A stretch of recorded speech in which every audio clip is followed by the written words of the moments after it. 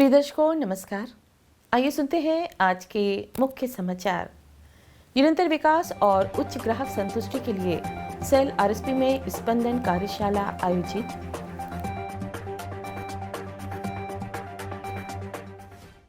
Cell RSP द्वारा पार्श्वांचल विकास संस्थान में पूर्णापानी ग्राम महिलाओं को सिलाई प्रशिक्षण। और आजादी का अमृत महोत्सव की कड़ी में आज के व्यक्तित्व हैं श्री स्वभाव कवि गंगाधर मेहर।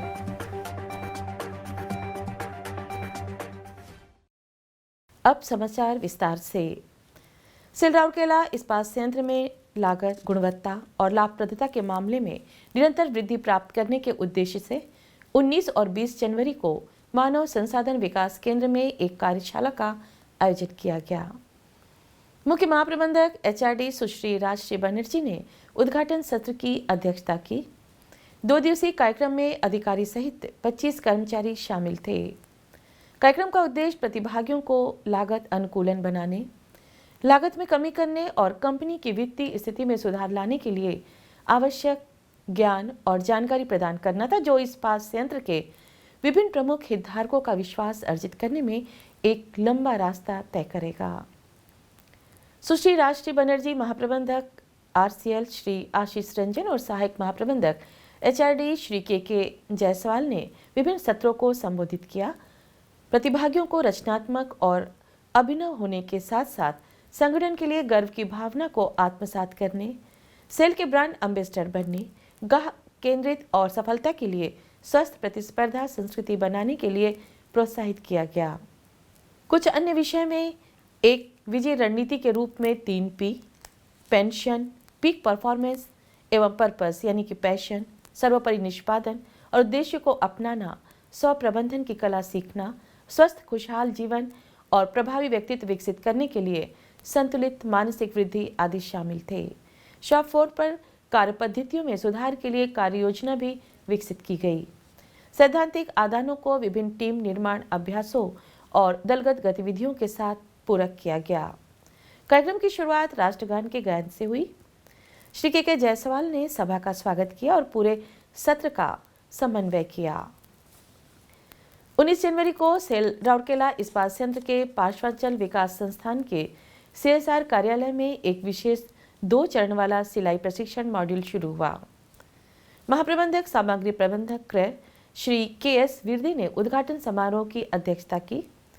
इस अवसर पर महाप्रबंधक सीएसआर सुश्री मुनमुन मित्रा, सहायक महाप्रबंधक सीएसआर श्री टी.बी. टोप्पो, वरिष्ठ प्रबंधक सीएसआर श्री ए.एन. पति, उषा सिलाई स्कूल और ग्राम उत्थान के प्रतिनिधि और संगठन के अन्य अधिकारी उपस्थित थे। कार्यक्रम का उद्देश्य वंचित महिलाओं के कौशल को सिलाई के माध्यम से विकसित करना और पार्श्वांचल ग्रामीण स्थल पर एक प्रशिक्षण सह उत्पादन केंद्र स्थापित करना है। इस परियोजना के तहत यह पहला बैच है जहां पूर्णापानी की स्वयं सहायता समूह की 15 महिलाओं को प्रशिक्षित किया जा रहा है।